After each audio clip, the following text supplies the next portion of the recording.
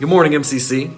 This past Sunday, Mike spent a lot of time talking about the shepherds within the story of Jesus' birth. And I really liked when he focused a lot on that the shepherds were like the lowest of the low in society. They were the low man on the totem pole. Like, they weren't rich. They didn't have a bunch of money. They didn't have a big name for themselves. They weren't some big political figure of power or anything along those lines. No, they were the lowest of the low. Like, they lived and existed with sheep. They actually slept in caves sometimes with sheep. Imagine how bad they smelled. Like, people wouldn't have wanted to have been around them, right? And yet these people who were seemingly insignificant in every way in their society, they were the people that God chose to let know Jesus has been born. The very first people, above everybody else.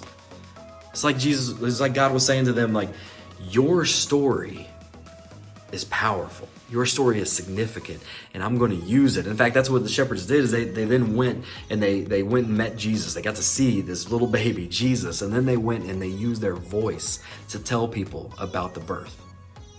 It got me thinking about how seldom we share our own story and how hard it is to do that. Like, I don't know about you, but I struggle with it. Like, it is hard to talk about myself. Like, it's hard no, it's awkward. That's probably the better word. It feels awkward to talk about myself.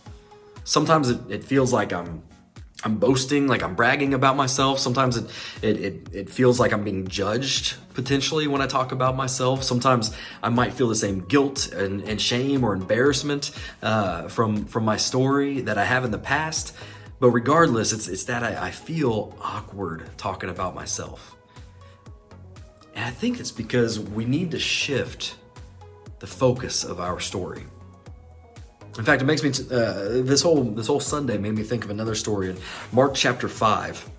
You all know the story, I'm sure, but it's about Jesus. He comes across the lake and he gets out of the cemetery, and this deranged man runs up on him and bows before him, is basically pleading for mercy. And Jesus is like, who are you?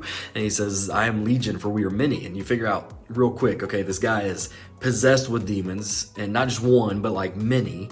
And long story short, Jesus casts these demons out of the man and it throws them into these pigs that are nearby. And then the man stands up and he wants to follow Jesus. And that's where we pick up on the story here. It's Mark chapter 5, verses 19. And it just says, Jesus did not let him. So he did not let him follow him.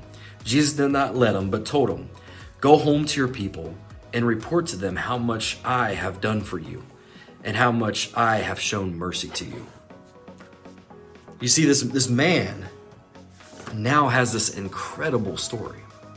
Like, he was possessed with demons. Like part of our issue is that I think we often think that we have this like boring story that, like, okay, I wake up, I go to work, I come home, I wake up, I go to work, I come home. Like, it's the same thing over and over. Like, our story is insignificant in some way, but this guy, I mean, he's got this crazy story. He's possessed with demons, and he gets to go and now tell people about that, and he gets to tell them, like, dude, I had all these demons in me, and now I don't. I'm healed. I'm better. Like, I'm good to go. No, that's not what Jesus told him to do. Jesus told them, go and tell them about me. Tell them what I did for you. Tell them how I healed you. Tell them how I had mercy on you. You see, our story is not about ourselves. In fact, if we make ourselves the main character, then we're missing the point. Our story, the main character of our story, has to be Jesus. And if we make the main character of our story about Jesus, then our story becomes powerful beyond belief. So I think the way that we can live on mission today is to start thinking about that. Focus in on that. Start diving into our own story, thinking through what is it? What is the stuff that's happened in my life? What's been the good? What's been the bad? What's been the junk? Think through everything, and then think about how can I utilize that to glorify Jesus